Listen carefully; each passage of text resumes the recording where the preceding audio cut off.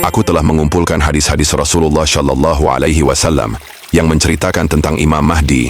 Dari penelusuran tersebut, ternyata sosok Imam Mahdi bukanlah merujuk pada satu orang saja yang akan muncul di akhir zaman. Kemudian tiba-tiba beliau akan menjadi pemimpin bagi kaum muslimin.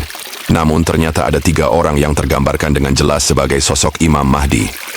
Satu orang dari mereka telah lama hadir dan berlalu jauh dari masa kita saat ini, sedangkan 2 orang sosok lainnya akan muncul di masa kita sekarang. Masing-masing dari mereka memiliki maksud dan tujuan, serta membawa visi yang berbeda-beda. Dengan terungkapnya sosok Imam Mahdi, maka diharapkan dapat membuka pintu pemahaman baru yang mampu mengungkapkan tabir-tabir misteri yang selama ini tertutup rapat. Dengan pemahaman ini diharapkan tidak akan ada lagi perselisihan di antara manusia, sehingga terwujudnya perdamaian di Yerusalem bukanlah sekedar mimpi belaka, namun sesuatu yang dapat segera terwujud. Yang menjadi pertanyaan besar adalah, apakah perdamaian itu merupakan sebuah impian dan tujuan hidup kita, sehingga kita ingin merealisasikannya? Ataukah kita hanya akan terus mengikuti Tuhan-Tuhan yang ada dalam pikiran kita sendiri? Dan itu telah tertanam dengan kuat sejak ribuan tahun yang lalu. Ikuti kisah ini hingga akhir, karena ini merupakan sebuah berita yang akan menjadi titik awal terbukanya kesadaran bagi kita semua, bahwa sejatinya kita merupakan satu kesatuan yang tidak dapat dipisahkan antara satu dengan yang lainnya. Dengan bangkitnya kesadaran ini sepenuhnya, maka diharapkan perdamaian di atas dunia dapat segera terwujud. Inilah yang dimaksud dengan Indonesia akan menjadi pemantik kebangkitan Islam global, yang bermakna Islam yang rahmatan lil alamin. Assalamualaikum warahmatullahi wabarakatuh. Salam sejahtera bagi kita semua. Shalom, Om Swastiastu, Namo Buddhaya, salam kebajikan. Pada tema kali ini, kita akan membahas tentang sosok Imam Mahdi berdasarkan dalil-dalil dari Al-Quran dan hadis-hadis Rasulullah Shallallahu Alaihi Wasallam, serta kami akan menyelaraskannya dengan logika, agar hal tersebut menjadi hujjah yang tak terbantahkan. Aku katakan, demi jiwaku yang berada di genggamannya, sungguh tidak ada satupun wahyu atau nubuat kenabian yang bertentangan dengan logika. Bahkan peristiwa Isra dan Mi'raj Rasulullah Shallallahu Alaihi Wasallam sekalipun, itu sangatlah relevan dengan logika manusia. Aku yakinkan, aku akan membuktikan bahwa peristiwa Isra dan Mi'raj dapat diterima oleh akal manusia. Dan jika aku tidak dapat menjelaskannya, aku rela dipisahkan antara tubuh dengan kepalaku. Pernyataan ini merupakan jaminan bahwa apa yang aku sampaikan adalah berita dari Tuhan semesta alam. Namun peristiwa Isra dan Mi'raj tidak akan kita bahas pada kesempatan kali ini. Yang pasti ini adalah sebuah kebenaran. Setelah kebenaran ini tersampaikan, selanjutnya terserah kepada Anda. Apakah Anda mau menerima atau mengabaikannya? Aku tidak dituntut agar Anda mempercayai apa yang aku sampaikan. Namun aku akan menanggung beban jika aku tidak menyampaikannya. Karena kehadiranku benar-benar sangatlah dibutuhkan untuk membuka tabir-tabir misteri dari apa yang selalu menjadi perselisihan di antara manusia. Sebagai seorang penggembala yang ditugaskan untuk menggembalakan ranting-ranting pohon dan daun-daun kering, aku diberikan hikmah untuk memahami hadis-hadis Rasulullah Shallallahu Alaihi Wasallam dan ayat-ayat dalam Al-Quran sesuai dengan konteks akhir zaman, di mana logika merupakan sebuah anugerah terbesar yang Tuhan berikan kepada manusia, sehingga ia dapat dijadikan sebagai alat ukur untuk dapat diterimanya sebuah konsep kebenaran. Jadi, jika ada seseorang yang mengklaim dirinya sudah berada di atas kebenaran, namun tidak dapat diterima secara logika, maka dapat dipastikan itu bukanlah suatu kebenaran, melainkan sebuah kesombongan yang terbalutkan oleh keyakinan. Sehingga dapat disimpulkan bahwa tidak ada satupun nubuat atau wahyu kenabian yang tidak dapat dijelaskan secara logika, karena dengan logika dapat memungkinkan terjadinya interaksi antara kesadaran tunggal atau Tuhan dengan dunia fisik atau manusia. Baiklah, sekarang marilah kita mulai tema pembahasan kali ini yang bertopik menemukan Imam Mahdi berdasarkan dalil-dalil Al-Quran dan hadis-hadis Rasulullah Shallallahu Alaihi Wasallam, serta menyelaraskannya dengan logika. Jika kita menelusuri hadis-hadis Rasulullah Shallallahu Alaihi Wasallam yang menceritakan tentang sosok Imam Mahdi, sekilas tampak seperti membaca sebuah cerita fiksi yang tidak beraturan dan tidak relevan untuk dapat terwujud dalam dunia realitas. Namun aku tetap yakin bahwa Rasulullah Shallallahu Alaihi Wasallam tidak mungkin berdusta, karena beliau merupakan seorang nabi sekaligus rasul yang dijaga dari sifat dusta. Dengan harapan yang mendalam, aku memohon petunjuk agar dapat memberikan sumbangsih pemikiran yang membangun, sehingga wahyu yang disampaikan oleh Rasulullah Shallallahu Alaihi Wasallam benar-benar dapat dimanfaatkan secara optimal, agar dapat memberikan petunjuk kepada jalan yang lebih mendekati kepada kebenaran yang hakiki.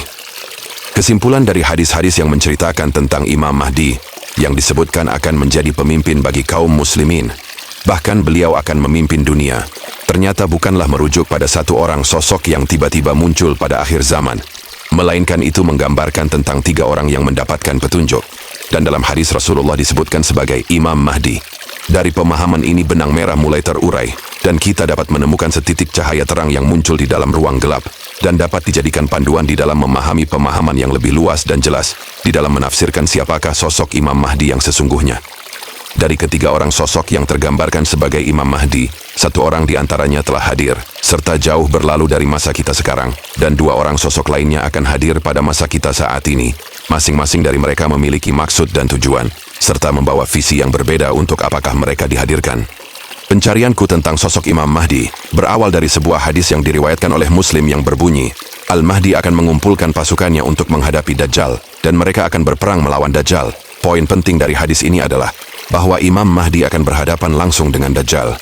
Selanjutnya aku diarahkan kepada hadis yang diriwayatkan oleh An-Nasa'i dan Al-Baihaqi yang berbunyi, barang siapa yang membaca surat Al-Kahfi pada hari Jumat, maka dia akan disinari cahaya di antara 2 Jumat. Aku memahami bahwa cahaya yang dimaksudkan dalam hadis ini adalah sebuah petunjuk.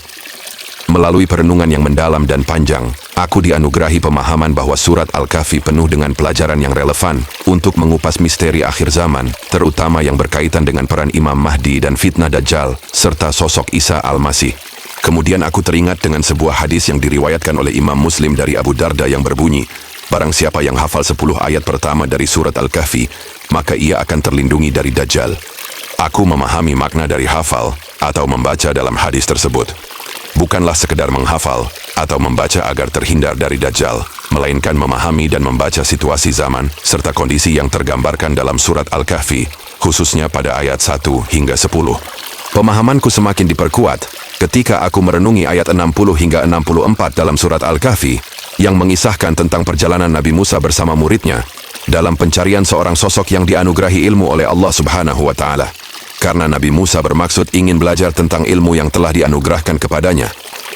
Dalam pencarian tersebut, Musa diperintahkan untuk membawa seekor ikan sebagai petunjuk atau tanda bahwa jika ikan tersebut melompat ke dalam laut, maka itulah tempat yang dimaksud untuk bertemu dengan Khidir. Setelah melakukan perjalanan yang cukup jauh dan melelahkan, akhirnya Musa dan muridnya beristirahat di suatu pertemuan 2 buah lautan. Dalam peristirahatan tersebut, murid Musa memperhatikan ikan yang dibawanya. Namun tiba-tiba ikan tersebut melompat ke dalam pertemuan 2 buah lautan. Ia pun terkejut ketika melihat ikan itu melompat ke laut dengan cara yang sangat aneh, sehingga terlupakan untuk menyampaikan hal tersebut kepada Musa. Setelah Musa merasa cukup beristirahat, maka mereka pun melanjutkan perjalanannya kembali, dan Musa pun berkata bahwa ia akan terus melakukan perjalanan hingga menemukan sosok yang telah Allah beritakan kepadanya. Tak terasa Musa pun telah melanjutkan perjalanannya cukup jauh, sehingga ia merasa letih dan hendak beristirahat kembali, dan ingin menikmati makanan yang telah ia persiapkan sebagai bekal dalam perjalanan tersebut. Ketika itulah muridnya baru teringat bahwa ikan yang mereka bawa sebagai petunjuk telah melompat ke dalam pertemuan 2 buah lautan di tempat peristirahatan itu. Sehingga Musa pun memutuskan untuk menapaki jalan kembali menuju tempat ikan tersebut melompat, dan akhirnya Musa menemukan sosok yang ia cari di tempat pertemuan 2 buah lautan itu.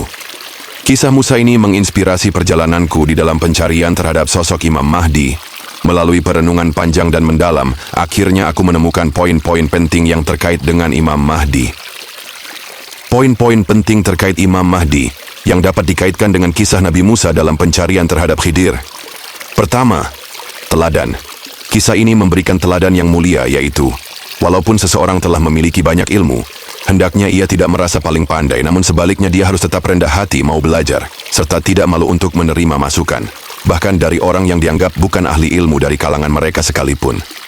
Yang terpenting adalah memperhatikan apa isi perkataannya. Apakah ia menyerukan kepada kebaikan atau menyerukan kepada kebencian? Jika seruannya mengajak kepada kebaikan, terimalah dengan lapang dada, tanpa perlu merasa rendah diri. Karena kebenaran bisa datang dari siapa saja, termasuk dari sosok yang tidak terpandang. Poin kedua, pertemuan 2 buah lautan. Petunjuk yang diterima Musa agar dapat bertemu dengan Khidir adalah ia harus mencari pertemuan 2 buah lautan. Ini memberikan gambaran kepada kita tentang bagaimanakah agar kita dapat bertemu dengan sosok Imam Mahdi, baik sosok yang pertama yang telah berlalu, maupun 2 orang sosok yang akan hadir di masa kita saat ini. Pertemuan dua buah lautan dapat diartikan sebagai pertemuan dua pemahaman besar yang saling bertikai. Masing-masing dari mereka menganggap pemahamannya adalah yang paling benar. Dalam situasi seperti itu, kehadiran sosok Imam Mahdi sangatlah diperlukan, karena beliau akan memberikan solusi dari konflik yang terjadi ketika itu. Gambaran tentang pertemuan dua buah pemahaman besar yang saling bertikai sangatlah relevan dengan kondisi yang terjadi pada saat ini, di mana terjadinya konflik antara Hamas dengan Israel. Kemudian konflik ini meluas dengan diikuti oleh kelompok yang lain yang turut menyerang Israel. Momen seperti ini menjadi saat yang sangat tepat untuk munculnya dua orang sosok Imam Mahdi. Sebagaimana yang telah tergambarkan dalam sebuah hadis Rasulullah Shallallahu Alaihi Wasallam yang diriwayatkan oleh Bukhari dan Muslim dari Abu Hurairah radhiyallahu anhu yang berbunyi, bagaimanakah keadaan kalian ketika putra Maryam diturunkan, sedangkan pemimpin kalian berasal dari kalangan kalian sendiri? Hal ini mengisyaratkan akan munculnya dua orang sosok yang akan menjadi pemimpin. Aku menyebutnya sebagai sosok Imam Mahdi yang kedua dan sosok Imam Mahdi yang ketiga. Sosok Imam Mahdi yang kedua ini, beliau akan menjadi pemimpin bagi kaum muslimin. Dan sosok Imam Mahdi yang ketiga, beliau akan menjadi pemimpin bagi dunia yang akan disepakati oleh semua pihak, di mana beliau akan menjadi hakim yang adil dan dapat menghentikan peperangan. Itulah yang dimaksud sebagai juru selamat bagi dunia, yang dinanti-nantikan oleh semua pihak. Kedua sosok inilah yang tergambarkan sebagai Imam Mahdi yang akan hadir di akhir zaman berdasarkan hadis Rasulullah Shallallahu Alaihi Wasallam yang diriwayatkan oleh Bukhari dan Muslim, sebagaimana hadis di atas yang telah disebutkan. Gambaran tentang hadis yang lebih spesifik tentang dua orang sosok Imam Mahdi tersebut yang akan hadir pada saat ini akan aku kemukakan pada konten berikutnya. Karena pada konten kali ini kita hanya akan membahas tentang sosok Imam Mahdi yang pertama yang telah hadir dan telah berlalu jauh dari masa kita sekarang. Poin ketiga, ikan melompat ke pertemuan dua buah lautan. Dalam kisah tersebut, Musa harus meniti jalan kembali menuju ke tempat di mana ikan yang mereka bawa telah melompat ke pertemuan dua buah lautan. Hal ini terjadi karena muridnya lupa untuk memberitahukan bahwa ikan telah melompat ketika mereka sedang beristirahat di tempat itu. Kisah ini mengandung pesan yang sangat mendalam bagi kita saat ini, khususnya bagi para ulama. Mereka diingatkan agar mau meniti jalan kembali menuju waktu ketika sosok Imam Mahdi yang pertama berada. Karena pada masa beliau, penuh dengan hikmah dan teladan yang dapat diambil dalam menetapkan kebijakan atau keputusan, di mana kemaslahatan umat jauh lebih penting dari apapun, daripada mengutamakan ego atau keyakinan semata. Gambaran tentang ikan yang melompat ke dalam pertemuan dua buah lautan mengisyaratkan sebuah perintah kepada para ulama agar mereka berani untuk menyelami dan memahami konsep-konsep pemahaman yang berbeda. Dengan demikian mereka dapat mengambil suatu kebijakan yang baru. Dari perpaduan antara kedua pemahaman yang saling bertikai tersebut, inti dari pesan ini adalah agar keputusan yang diambil dapat diterima dan disepakati oleh kedua belah pihak yang bertikai, sehingga dengan demikian dapat terwujudnya solusi atas perkara yang mereka perselisihkan dengan adil dan menyatukan. Baiklah, sekarang mari kita membahas tentang siapakah sosok Imam Mahdi yang pertama yang tergambarkan dalam hadis Rasulullah Shallallahu Alaihi Wasallam. Sosok Imam Mahdi yang pertama ini yang telah jauh berlalu dari masa kita, tergambarkan dalam sebuah hadis yang diriwayatkan oleh Abu Daud. Hadis tersebut berbunyi, "Dia berasal dari keluargaku, namanya sama dengan namaku, dan nama ayahnya pun sama dengan nama ayahku." Meskipun sosok Imam Mahdi yang pertama ini tidak sepenuhnya sesuai dengan gambaran yang terdapat dalam hadis tersebut, namun ada satu ayat dalam Al-Quran yang memperkuat bahwa beliau adalah sosok Imam Mahdi yang dimaksudkan. Ayat tersebut terdapat dalam surat As-Saff ayat 6 yang berbunyi, "Dan ingatlah ketika Isa putra Maryam berkata, 'Wahai Bani Israel, sesungguhnya aku adalah utusan Allah kepadamu, membenarkan kitab yang datang sebelumku, yaitu Taurat, dan memberikan kabar gembira dengan datangnya seorang Rasul yang akan datang setelahku yang bernama Ahmad.'" Ayat tersebut menegaskan bahwa nama Rasulullah selain Muhammad adalah Ahmad. Berdasarkan petunjuk yang terdapat dalam hadis dan ayat di atas, maka aku menyimpulkan bahwa sosok Imam Mahdi yang pertama bernama Ahmad. Dan aku menemukan seorang ulama besar pencetus mazhab Hambali. Beliau adalah Imam Ahmad bin Hambal. Sehingga aku berpendapat bahwa sosok Imam Mahdi yang pertama adalah Imam Ahmad bin Hambal. Mengapa aku berpendapat bahwa sosok Imam Mahdi yang pertama adalah Imam Ahmad bin Hambal? Karena pada masa Imam Ahmad bin Hambal berada, terdapat poin-poin penting yang selaras dengan kisah pencarian Nabi Musa terhadap sosok Khidir. Poin-poin tersebut meliputi: pertama, teladan. Imam Ahmad bin Hambal adalah sosok yang layak untuk dijadikan teladan, karena pada masa beliau berada, telah terjadi konflik sesama kaum muslimin, dan beliau berperan sebagai pemberi solusi dalam permasalahan tersebut. Berkat sikap dan kebijaksanaannya sehingga tertumpahnya darah kaum muslimin dapat dihindari. Kedua, pada masa beliau terdapat gambaran tentang pertemuan dua buah lautan. Pada masa beliau berada, terjadi perselisihan antara dua kelompok pemahaman keagamaan yang besar, di mana kelompok Mu'tazilah yang lebih mengedepankan logika dalam memahami agama, mereka mewakili kelompok penguasa, berselisih dengan kelompok Ahlus Sunnah wal Jamaah yang lebih berorientasi pada keyakinan daripada logika, yang mewakili kelompok para ulama. Konflik ini dapat dianalogikan sebagai pertemuan dua buah lautan, di mana masing-masing dari mereka menganggap pemahaman mereka lah sebagai pemahaman yang paling benar. Ketiga, ikan melompat ke pertemuan dua buah lautan. Dalam kisah Nabi Musa, Allah memerintahkannya untuk membawa ikan, dan ikan tersebut melompat ke pertemuan dua buah lautan. Peristiwa ini dapat ditafsirkan sebagai sebuah isyarat halus dari Allah Subhanahu wa Ta'ala kepada para ulama, agar mereka berani menyelami konsep pemahaman Mu'tazilah dan mencari titik keseimbangan dengan konsep Ahlus Sunnah wal Jamaah, sehingga dengan demikian wahyu dapat dipahami secara logis, tanpa mengurangi esensi yang dikehendaki oleh Allah Subhanahu wa Ta'ala. Pernyataan di atas bukanlah tanpa dasar atau alasan yang kuat, melainkan bersumber dari hadis Rasulullah Shallallahu Alaihi Wasallam yang diriwayatkan oleh Tirmidzi dari Abu Darda. Hadis tersebut berbunyi, "Barang siapa yang menghafal 10 ayat pertama dari surat Al-Kahfi, maka ia akan terlindungi dari Dajjal, sebagaimana telah disebutkan di awal konten ini." Maksud dari terlindungi dari Dajjal adalah terlindungi dari keburukan yang akan terjadi. Namun benarkah dengan menghafal 10 ayat pertama dari surat Al-Kahfi, seseorang akan terhindar dari keburukan? Lalu bagaimana caranya? Baiklah, aku akan membagikan kepada Anda 3 hikmah penting yang aku peroleh dari 10 ayat pertama dari surat Al-Kahfi. Dengan memahami ketiga hikmah tersebut, maka harapan yang paling aku inginkan adalah agar kita semua dapat terhindar dari keburukan yang akan terjadi. Hikmah tersebut terdapat pada ayat-ayat. Pertama, hikmah pada ayat 1 hingga 3. Kedua, hikmah pada ayat 4 hingga 8.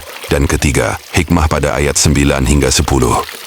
Hikmah pertama terdapat pada ayat 1 hingga 3. Pada ayat-ayat ini mengisyaratkan bahwa Al-Quran merupakan petunjuk bagi siapa saja yang ingin mendapatkan pelajaran, maka Al-Quran akan selalu relevan bagi siapapun yang mempelajarinya. Bahkan bagi mereka yang membenci Islam sekalipun, mereka akan dapat menemukan cara untuk membuat kaum muslimin ragu melalui pemahaman yang mereka bangun. Ini merupakan keajaiban pada Al-Quran. Itulah mengapa Al-Quran disebut juga sebagai mukjizat. Pernyataan tersebut ditegaskan pada ayat pertama yang berbunyi, "Segala puji bagi Allah yang telah menurunkan kepada hambanya Alkitab, dan dia tidak mengadakan kebengkokan di dalamnya sebagai bimbingan yang lurus." Ayat tersebut hendak menegaskan tentang konflik yang terjadi pada masa Imam Ahmad bin Hambal berada, dan hendak menafsirkan makna dari hadis yang mengatakan bahwa dengan menghafal atau membaca 10 ayat pertama surat Al-Kahfi akan terhindar dari Dajjal atau keburukan. Karena seringnya kita membaca, sehingga kita diberikan hikmah yang terdapat pada ayat-ayat tersebut, di mana Khalifah Al-Ma'mun yang berkuasa ketika itu berpihak kepada Mu'tazilah, memaksakan pemahamannya kepada para ulama dengan mengatakan bahwa Al-Quran adalah makhluk. Sementara itu para ulama tetap bersikukuh dengan pendapat mereka yang berpendapat bahwa Al-Quran adalah kalamullah. Dengan hikmah dan kebijaksanaan yang Allah anugerahkan kepada Imam Ahmad bin Hambal, maka ketika itu kaum muslimin terhindar dari keburukan, yaitu tidak tertumpahnya darah mereka dengan sia-sia. Kedua, hikmah pada ayat 4 hingga 8. Pada ayat-ayat ini Al-Quran mengisyaratkan akan adanya kemungkinan kaum muslimin menghadapi konflik yang lebih luas lagi, yakni menghadapi pertikaian yang sangat besar dengan kelompok di luar Islam.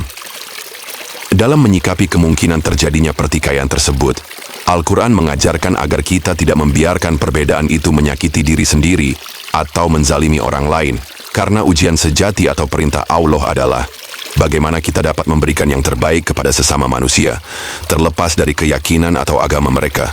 Hal ini menunjukkan pentingnya hidup berdampingan tanpa merusak nilai-nilai kemanusiaan. Hal ini ditegaskan dalam ayat 6 yang berbunyi, "Maka apakah barangkali kamu akan membunuh dirimu karena bersedih hati sesudah mereka berpaling. Inti dari ayat tersebut adalah, jangan sampai karena alasan kita demi untuk membela agama Allah, kita menyakiti diri sendiri. Hal tersebut ditegaskan dalam surat Abasa, ayat 23 dan 24 yang berbunyi, sekali-kali jangan begitu. Dia manusia itu belum lagi melaksanakan apa yang Allah perintahkan kepadanya, maka hendaklah manusia itu memperhatikan makanannya. Jadi perjuangan apapun itu, jika menyebabkan terganggu tersedianya sumber makanan bagi manusia, maka Allah tidak menganggap itu sebagai sebuah ibadah, atau menjalankan perintah demi untuk mendapatkan keridhaan darinya. Ketiga, hikmah yang terdapat pada ayat 9 dan 10. Ayat-ayat ini menyinggung kisah para pemuda yang tidur di dalam gua selama 309 tahun. Kisah tersebut mengisyaratkan pentingnya melakukan perenungan dan refleksi yang mendalam untuk menyikapi perbedaan pemahaman yang akan terjadi di masa yang akan datang, di mana berdasarkan hikmah yang terdapat pada ayat 4 hingga 8, bahwa kita diisyaratkan akan menghadapi konflik yang besar dengan kelompok pemahaman di luar Islam. Dan di dalam menyikapi perbedaan yang dapat memicu tertumpahnya darah-darah kaum muslimin, maka dalam hal ini diharapkan kearifan dan kebijaksanaan para ulama, agar mereka dapat mencontoh Imam Ahmad bin Hanbal dalam menyikapi perbedaan yang ada, di mana beliau merupakan sosok Imam Mahdi yang pertama, dan dapat dijadikan sebagai rujukan dalam menyikapi konflik yang akan terjadi. Karena ketidakmampuan kita di dalam memahami hadis yang diriwayatkan oleh Tirmidzi tersebut, yang mengatakan bahwa dengan menghafal 10 ayat pertama dari surat Al-Kahfi, maka kita akan terlindungi dari Dajjal atau terhindar dari keburukan, maka keburukan itu pun terjadi, di mana konflik antara Hamas dengan Israel merupakan gambaran pertemuan dua buah lautan yang bermakna pertemuan dua pemahaman besar yang saling bertikai. Untuk menyikapi kondisi seperti ini, kita tidak perlu saling menyalahkan, walaupun peringatan akan hal tersebut telah disampaikan dalam Al-Quran 1400 tahun yang lalu. Namun hendaknya kita harus segera menyadari bahwa kita telah melakukan sebuah kekeliruan, yaitu dengan menyakiti diri sendiri atau kaum muslimin, dan menzolimi orang lain atau kelompok di luar Islam. Sehingga saat ini merupakan sebuah momentum yang sangat tepat akan munculnya dua orang sosok yang tergambarkan dalam hadis Rasulullah SAW sebagai Imam Mahdi, yang diriwayatkan oleh Bukhari dan Muslim yang berbunyi, bagaimanakah keadaan kalian ketika putra Maryam diturunkan, sedangkan pemimpin atau imam kalian dari kalangan kalian sendiri? Dua orang sosok Imam Mahdi ini, aku menyebutnya dengan sosok Imam Mahdi yang kedua, dan sosok Imam Mahdi yang ketiga, di mana sosok Imam Mahdi yang kedua akan menjadi pemimpin bagi kaum muslimin, dan sosok Imam Mahdi yang ketiga yang akan menjadi pemimpin bagi dunia, serta disepakati oleh semua pihak, di mana kehadiran beliau dinanti-nantikan oleh seluruh manusia, karena beliau akan menjadi hakim yang adil dan dapat menghentikan peperangan. Pentingnya melakukan perenungan untuk melakukan introspeksi dan refleksi yang mendalam untuk menyikapi konflik yang sedang terjadi agar perselisihan dapat segera berakhir. Itu tergambarkan pada doa yang diucapkan oleh para pemuda yang berada di dalam gua yang berbunyi, "Ya Tuhan kami, berikanlah rahmat kepada kami dari sisimu, dan sempurnakanlah bagi kami petunjuk yang lurus dalam urusan kami." Poin penting dari doa tersebut adalah kita memohon agar diberikan petunjuk yang lurus untuk menghentikan konflik yang sedang terjadi. Petunjuk yang lurus maknanya, setiap orang telah diberi petunjuk menuju jalan mendekat kepada Allah. Namun di tengah perbedaan jalan menuju Tuhan tersebut, kita memohon agar diberikan jalan terbaik untuk menemukan solusi yang sesuai dengan kehendaknya, agar keimanan dan konsep ketuhanan kita menjadi sempurna. Itulah makna dari hadis yang diriwayatkan oleh Tirmidzi dari Abu Darda yang berbunyi, barang siapa yang menghafal 10 ayat pertama dari surat Al-Kahfi, maka ia akan terlindungi dari Dajjal, di mana makna dari terlindungi dari Dajjal adalah akan terlindungi dari keburukan yang akan terjadi. Lalu apakah maksud dan tujuan Allah menurunkan Imam Ahmad bin Hanbal sebagai sosok Imam Mahdi? Adakah visi dan misi yang tergambarkan dari hadir dan terungkapnya beliau? Maksud utama dengan diutusnya Imam Ahmad bin Hanbal sebagai Imam Mahdi adalah Allah hendak menjadikan beliau sebagai teladan yang dikhususkan bagi para ulama. Mengapa demikian? Bukankah Rasulullah SAW merupakan sebaik-baik teladan? Sebagaimana seperti yang tercatat dalam surat Al-Ahzab ayat 21 yang berbunyi, sesungguhnya telah ada pada diri Rasulullah itu suri teladan yang baik bagimu. Baiklah, sekarang marilah kita membahas apakah benar bahwa Imam Ahmad bin Hanbal merupakan seorang Imam Mahdi yang diutus dengan maksud agar menjadi teladan bagi para ulama. Memang tidak dapat dipungkiri bahwa Rasulullah SAW adalah suri tauladan terbaik bagi kita. Namun ada hal yang perlu diingat, bahwa beliau bukan hanya seorang nabi dan rasul, tetapi juga seorang pemimpin bagi kaum muslimin pada masanya. Sekarang tanyakan pada diri Anda, apakah Anda seorang nabi? Apakah Anda seorang rasul? Kita semua meyakini bahwa Rasulullah Shallallahu Alaihi Wasallam merupakan nabi dan rasul terakhir yang diutus oleh Allah. Maka satu-satunya kemungkinan yang masih dapat terjadi pada Anda adalah menjadi seorang pemimpin. Jika Anda seorang pemimpin, maka Anda wajib menjadikan Rasulullah Shallallahu Alaihi Wasallam sebagai teladan yang tak terbantahkan dalam kepemimpinan Anda. Namun jika Anda bukanlah seorang pemimpin, tetapi tetap menjadikan Rasulullah Shallallahu Alaihi Wasallam sebagai teladan, maka harus dipahami dengan benar bagaimana meneladani beliau. Mencontoh Rasulullah tanpa memahami konteksnya dapat menyebabkan kekeliruan dalam mengambil keputusan atau pendapat. Pertimbangkan ini, Rasulullah Shallallahu Alaihi Wasallam tidak pernah menjadi seorang ulama di bawah kepemimpinan suatu pemerintahan yang sah, sebagaimana yang terjadi pada masa kita saat ini. Oleh karena itu, jika para ulama mencontoh Rasulullah Shallallahu Alaihi Wasallam, sementara Rasulullah tidak pernah menjadi ulama di bawah kepemimpinan yang sah, maka meneladani beliau tanpa memahami konteksnya dapat menyebabkan kekeliruan dalam membuat hujjah atau keputusan. Oleh sebab itu, Allah memandang perlunya mengutus seorang imam yang mendapat petunjuk, yang berada di bawah suatu kepemimpinan yang sah, agar para ulama terhindar dari kesalahan di dalam menjadikan Rasulullah Sallallahu Alaihi Wasallam sebagai teladan, karena Rasulullah tidak pernah menjadi seorang ulama di bawah suatu kepemimpinan, sehingga Rasulullah tidak dapat memberikan teladan tersebut. Kemudian, apakah tujuan Allah mengutus Imam Ahmad bin Hanbal sebagai Imam Mahdi? Tujuan Allah mengutus Imam Ahmad bin Hanbal sebagai Imam Mahdi adalah agar para ulama tidak melampaui batas di dalam menghadapi seorang pemimpin yang zalim seperti yang dicontohkan oleh beliau, yaitu apapun permasalahan yang dihadapi, hendaknya tetap bersikap bijaksana dan bersikap hormat kepada pemimpin, serta terjaganya persatuan dan kesatuan umat jauh di atas segalanya. Kemudian, adakah visi dan misi yang dapat tergambarkan dengan diutusnya Imam Ahmad bin Hanbal sebagai Imam Mahdi?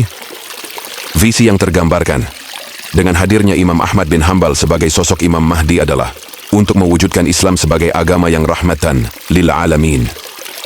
Pada masa beliau berada, banyak pelajaran dan hikmah yang dapat diambil untuk mewujudkan Islam sebagai agama yang menjadi rujukan di dalam membangun tatanan dunia baru yang penuh dengan kedamaian dan ketentraman. Salah satu teladan dari Imam Ahmad bin Hanbal adalah sikapnya di dalam menghadapi penguasa yang zalim. Meskipun beliau mengalami banyak cobaan termasuk penyiksaan, beliau tetap menjaga kehormatan dan kewibawaan penguasa, serta berusaha melindungi harta dan darah kaum muslimin agar tidak tertumpah secara sia-sia. Selain itu, beliau juga menjadi contoh di dalam menyikapi perbedaan pendapat di antara para ulama. Salah satu kisah yang terkenal adalah ketika Imam Ahmad berbeda pendapat dengan gurunya Imam Syafi'i mengenai qunut dalam salat subuh. Imam Ahmad tidak mensunnahkan qunut, sementara Imam Syafi'i mensunnahkannya. Namun ketika beliau salat subuh berjamaah di belakang Imam Syafi'i, beliau tetap mengangkat kedua tangannya dan membaca qunut sebagai bentuk penghormatan terhadap gurunya. Kemudian pada masa Imam Ahmad bin Hanbal ilmu pengetahuan berkembang pesat, terutama karena pengaruh khalifah yang berpaham Mu'tazilah yang lebih mengedepankan logika dalam memahami agama. Hal ini membawa kemajuan dalam berbagai bidang ilmu pengetahuan. Salah satu buktinya adalah Baitul Hikmah atau rumah kebijaksanaan yang berfungsi sebagai perpustakaan, lembaga penerjemahan, dan pusat penelitian, di mana banyak ilmuwan dari berbagai latar belakang termasuk non-muslim turut berkontribusi dalam perkembangan keilmuan. Dengan segala peristiwa yang terjadi pada masa beliau berada, jika diterapkan dalam konteks kekinian, akan semakin menegaskan bahwa Islam adalah agama rahmatan lil alamin, yang membawa kedamaian, keadilan, dan kesejahteraan bagi seluruh umat manusia. Karena misi untuk mewujudkan visi Islam sebagai agama yang rahmatan lil alamin belum tercapai sepenuhnya, maka kewajiban para ulama lah untuk melanjutkan misi yang belum terselesaikan tersebut. Misi yang harus dijalankan oleh para ulama saat ini sebagai panduan tindakan operasional di dalam mewujudkan Islam sebagai agama yang rahmatan lil alamin adalah memiliki keberanian untuk menyelami konsep-konsep pemahaman yang berbeda dari keyakinan yang mereka anut. Hal ini membutuhkan keterbukaan dan kejujuran intelektual jika para ulama mau bersikap objektif.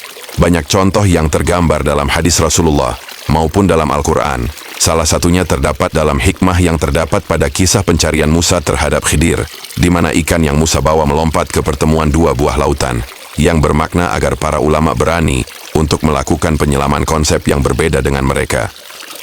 Sayangnya sebagian besar ulama masa kini lebih mengedepankan keyakinan dibandingkan dengan logika. Akhirnya Islam belum sepenuhnya tergambarkan sebagai agama yang rahmatan lil alamin, sebagaimana yang tersebutkan dalam surat Al-Anbiya ayat 107 yang berbunyi, "Dan tidaklah kami mengutus engkau wahai Muhammad, melainkan sebagai rahmat bagi seluruh alam," di mana kehadiran Rasulullah Shallallahu Alaihi Wasallam merupakan bukti nyata dari rahmat yang meliputi seluruh alam.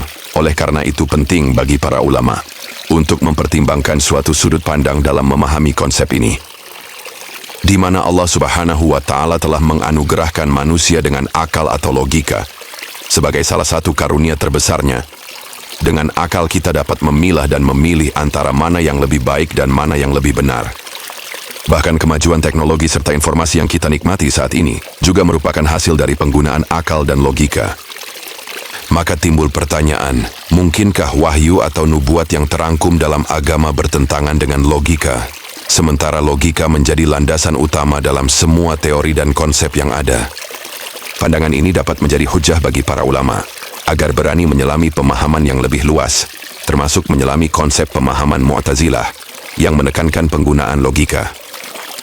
Bahkan pemahaman ini dapat dikembangkan lebih jauh lagi, dengan keberanian para ulama untuk memahami konsep pemikiran kaum Yahudi, di mana pada saat ini mereka bersikeras ingin membangun bait suci ketiga sebagai persiapan untuk menyambut kehadiran Mesias, karena keyakinan mereka bukanlah tanpa alasan serta hujah yang kuat.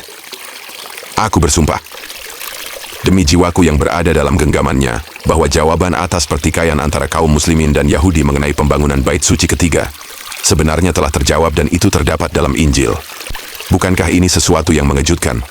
Inilah pentingnya memiliki keberanian untuk menyelami konsep-konsep yang berbeda dari keyakinan kita sendiri, agar kita dapat memahami realitas dengan lebih luas dan mendalam, di mana kebenaran bukanlah sesuatu yang mutlak, namun bersifat probabilitas, yaitu kemungkinan, serta kemungkinan.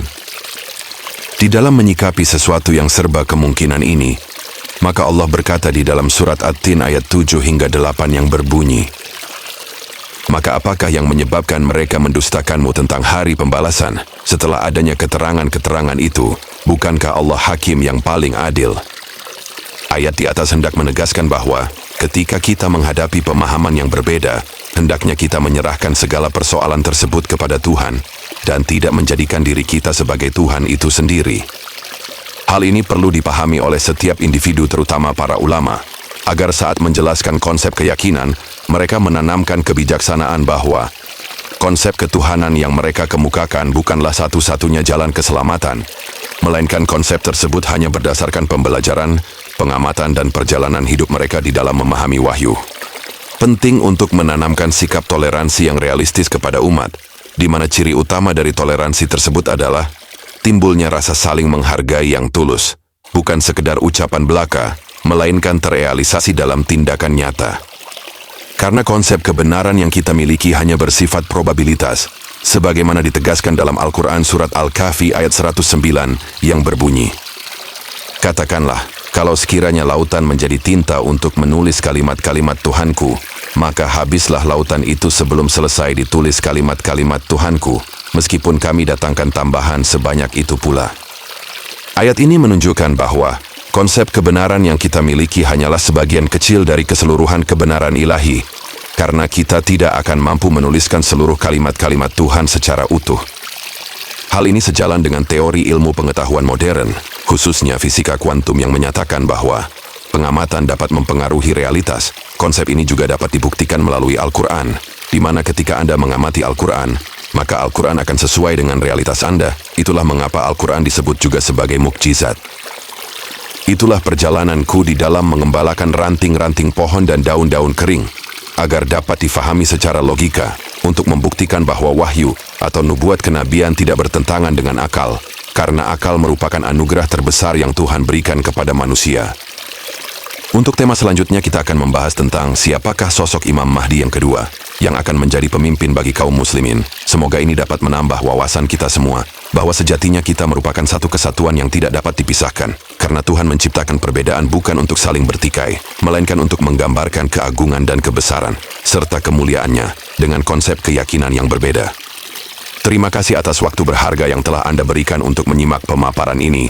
Sesungguhnya, kita semua sedang berjuang untuk menemukan jalan menuju kesadaran ilahi. Ketika kita telah menemukannya, pasti akan hancurlah kesombongan dan keangkuhan yang melekat pada diri kita. Semoga kita termasuk ke dalam orang-orang yang dimudahkan untuk menuju kesadaran tersebut. Amin.